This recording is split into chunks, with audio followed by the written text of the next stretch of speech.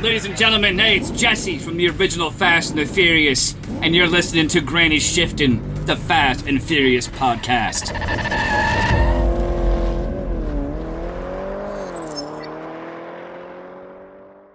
Welcome to Granny Shifting. I'm Ryan. And I'm Jason. And this is minute 68. Wait a minute. 67? Why are you... Did you back the minute up? I did, but I don't think it updated the timeline. Oh, yeah, you're right. 67. It's media player problems. Yeah, we're switching back with our new monitor setup here. We've switched back to media player instead of VLC. The monitor setup's sweet, but it's not ideal for the podcast. Yeah. I mean, the monitor is nice for the podcast. We get a lot more space for all the stuff. Yes. But the media player covers up your pause play line, covers up our subtitles, which is nice to see when we're clicking through the minute and explaining it to you. And I feel like media player wasn't made to use to go dissect it. It's just you put a disc in your computer and watch it. Yeah. And so it doesn't usually have to go back and forth. It's just supposed to be bright flashing colors as you listen to your CD. Right. You just stared into the Chevelle, the Red album. Never had that.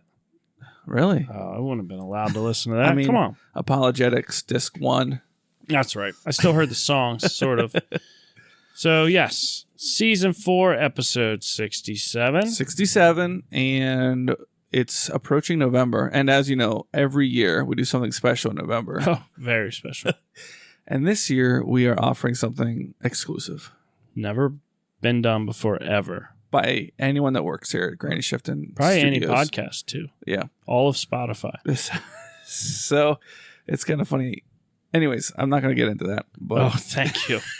You almost had me excited so there. I'm listening to this listener-supported radio program. Okay, are you getting into it now? I'm getting into it now. Okay. And I got so annoyed with them for 5 days straight, being like, we need this many people to sign up, and if you sign up, you get this free CD and this free t-shirt. And I'm like, you know what? I should do that for Granny Shifting. So we're going to make you guys so annoyed you sign up. Right. Nah, not really. Guilt. We love to keep making content for you guys. We just need you guys to sign up for our Patreon. Yeah, and here's the problem. There's Not really. so many. That was a joke. There's so many of you that listen, and we don't know who you are. Yeah. And we don't know how to get you. You haven't commented on anything: Instagram, TikTok, YouTube. But we know you listen because we can see the numbers. So we are at our last resort. No. Our final breath. One last breath. We want to convince you to become a part of our family. Yeah, we want to get to know you more. Yeah. So we are having No Shave November. Right. No Shave November. And that's, I don't know. But through now, when you're hearing this, till the end of November, if you sign up for any tier of our Patreon. 2023, just to be clear. November 2023. That's a good point. Through the end of November 2023, if you sign up for our Patreon at any tier, we will give you a free Smoke 'em t-shirt. Designed by me, captioned by another patron. Right. So you just have to sign up. You can sign up for our bottom tier, which is what? $3. $3. $3 a month. And you're going to get a t-shirt. And you also get Discord access, and you get... In our Discord, we do giveaways all the time. Yeah, you'll be a part of the giveaways. You might end up with 2 t-shirts or a $500 gift card. Who knows what we're giving out? Only the good Lord. And if you're watching our YouTube channel, you can see the shirt that we're giving away. It's the new design, courtesy of 240 Drift Check and... In correlation Snackman? with Snackman. Yeah. Yeah. The two of them together designed this. It's a little out of focus. Is it? Oh, well, the car is. That's part of the design. Looks like it's moving. Did you see it in person? Yeah. It looked good? I had it for a while. Yeah. I owned it. Yeah, you passed it on to Snackman. Yeah. But, yeah. So you could win. You could get a free t-shirt just by signing up for our Patreon. Right. So, anyways. And sorry to all of our existing Patreon members. You just get the same old benefits that always. A loophole. You're welcome. You could quit and then sign back up. Leave it to Jason to find a loophole. All right. So that's enough advertising. Should we get into the minute? Yeah, let's go. Oh, here, let me switch this back so people can see what we're watching. All right. And if you are just a listener of the podcast, we do have YouTube videos. Oh, actually on Spotify now too. These videos will show as well. Oh, do they? Yeah. Our Oh, whole excellent. video episodes go on Spotify now. So Yeah. So Brian and Dom have escaped from Mexico, and they parked the Humvee under the bridge. And Dom walks away from Brian, and Brian looks down and sees Dom is leaving a blood trail right. because he got shot. Remember, his leather jacket got a hole ripped in it. Was Brian it's been a month since we recorded. Was Brian just on the phone with somebody? We forgot to watch the last minute first. We did. We should have probably. Uh, But Brian had his phone out. I forget what he was saying. he probably called FBI or something. Yeah, because I remember you saying that he didn't want the FBI to know he was with Dom currently. Right. Yeah. So they walk around to the back of the Humvee, and Dom is opening the cases. Now, if you remember, they had cases in their trunk, which they drove across the border with, and when they met the group at the other side, they took the cases from them and put them in a vehicle. Aggressively took Brian, the cases. Yeah. Brian happened to steal the vehicle that had these cases in it. Yeah. Do you think he tried that? I think he was just trying to get He's like, get the away. Humvee's the closest. Right. And which to me would be the worst vehicle to take if you're trying to survive.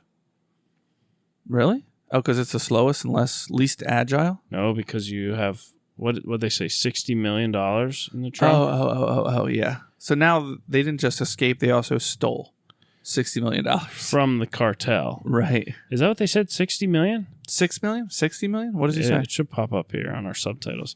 So he opens up the case and it's full, 60 million of bricks of, it's got to be cocaine. It's your classic Cocaine. foil wrapped with the colored masking tape Yeah. wrapped around it, and they're in like the bricks and 60 million. Man, cocaine is expensive. How did he do the math? I'm glad I never got into that. I don't think I could afford it. Yeah. I mean, I'm just playing the lottery. $2 billion coming my way. That's all I know. It's not enough. I mean, that'd be enough. $2 billion? For 60 million of cocaine. How long would that last you, though? I don't 2 know. cases? Is he saying that's the wholesale cost or retail? Is this potential 60 How does he million? know the value of it? He's a street racer, Yeah, man. he knows his coke real well. He's like, oh, this will go for 60 million Yeah. in the right hands. Yeah. So he says, we got to find a place to hide this. Now I'm confused. Why do they want to hide it? They don't want to get caught with it? Just ditch it. But yeah, what The are they? vehicle, all of it. What's their plan?